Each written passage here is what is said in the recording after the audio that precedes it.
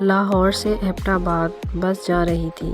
جب bus station سے چل پڑی تو فرنٹ سیٹ پر بیٹھے ایک بزرگ جو بہت اچھے کپڑے پہنے ہوئے تھا کھڑے ہو گئے اور باقی مسافروں سے مخاطب ہو کر کہا، میرے بھائیوں اور بہنوں، میں کوئی بیکاری یا گداگر نہیں ہوں۔ اللہ نے مجھے اپنی نعمتوں سے نوازا ہے، مگر میری بیوی ایک موذی مرض سے اللہ کو پیاری ہو گئی۔ کچھ دن گزرے اور میری فیکٹری میں آگ لگ گئی۔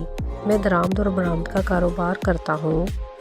میرا تیار شدہ سارا مال جل کر خاکستر ہو گیا۔ پھر کچھ مدت گزری کہ مجھے دل کا دورہ پڑا۔ رشتہ داروں نے جب یہ محسوس کیا کہ اس کے برے دن آنے لگے، انہوں نے ہم سے رابطہ منقطع کر لیا۔ ڈاکٹروں نے میرے بچنے کی ضمانت کم ہی دی ہے۔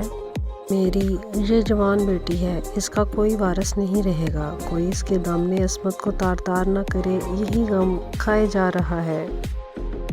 اور اس شخص کی ہچکی بندھ گئی۔ یہ جوان سا لڑکی جو پاس میں بیٹھی تھی اٹھی اور باپ کو سہارا دے کر سیٹ پر بٹھا دیا۔ بس کی پچھلی سیٹ سے آدمی کھڑا ہو گیا اور کہنے لگا، میرے 2 بیٹے ہیں، ایک ڈاکٹر ہے، اس کا نکاح ہو چکا ہے، اور دوسرا یہ جو اس شخص کے آگے بیٹھا ہوا ہے انجینئر ہے، اس کے لیے دلہن کی تلاش ہے۔ میں اس بزرگ سے درخواست کرتا ہوں کہ یہ اپنی بیٹی کا نکاح میرے اس بیٹے سے کر دیں۔ میں وعدہ کرتا ہوں کہ اس بچی کو کبھی باپ کی کمی محسوس نہیں ہونے دوں گا۔ لڑکا کھڑا ہو گیا اور کہا، مجھے رشتہ قبول ہے۔ بس میں موجود ایک مولوی صاحب کھڑے ہو کر کہنے لگے، یہ سفر بہت مبارک سفر ہے۔ نکاح جیسا مقدس عمل ہو جائے، وہ بھی سفر میں، اس سے اچھی بات کیا ہوگی؟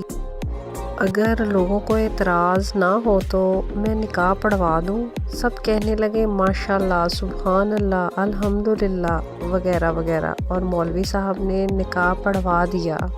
ایک اور صاحب کھڑے ہو گئے اور کہنے لگے، میں چھٹی پہ جا رہا تھا اپنے گھر والوں کے لیے لڈو لے کر، مگر اس مبارک عمل کو دیکھ کر سمجھتا ہوں کہ لڈو ادھر ہی تقسیم کر دیں۔ اس نے دلہن کے باپ سے مخاطب ہوتے ہوئے کہا۔ دلہن کے باپ نے ڈرائیور سے کہا، ڈرائیور میاں، 5 منٹ کسی جگہ بس روک دینا تاکہ سب مل کر منہ میٹھا کر لیں۔ ڈرائیور نے کہا، ٹھیک ہے بابا جی۔ مغرب کی نماز کے بعد جب اندھیرا ہونے لگا تو لڑکی کے باپ نے ڈرائیور سے بس روکنے کو کہا اور سب مسافر مل کر لڈو کھانے لگے۔ لڈو کھاتے ہی سب مسافر سو گئے۔ ڈرائیور اور کنڈکٹر جب نیند سے جاگے تو اگلی صبح کے 8 بجے تھے، مگر دلہن اور دولہا، ان کے 2 باپ، مولوی صاحب اور لڈو بانٹنے والا بس سے غائب تھے۔ اتنا ہی نہیں بلکہ کسی مسافر کے پاس نہ گھڑی، نہ چین، نہ پیسے، بلکہ کچھ بھی نہیں تھا۔ ان کو یہ 6 ممبرز کا گروپ مکمل طور پر لوٹ چکا تھا۔ نکالوں سے ہوشیار، ساتھ بیٹھی سواری یا کوئی بھی مشکوک آدمی بس میں سفر کرتا نظر آئے تو فوراً پولیس کو اطلاع کریں۔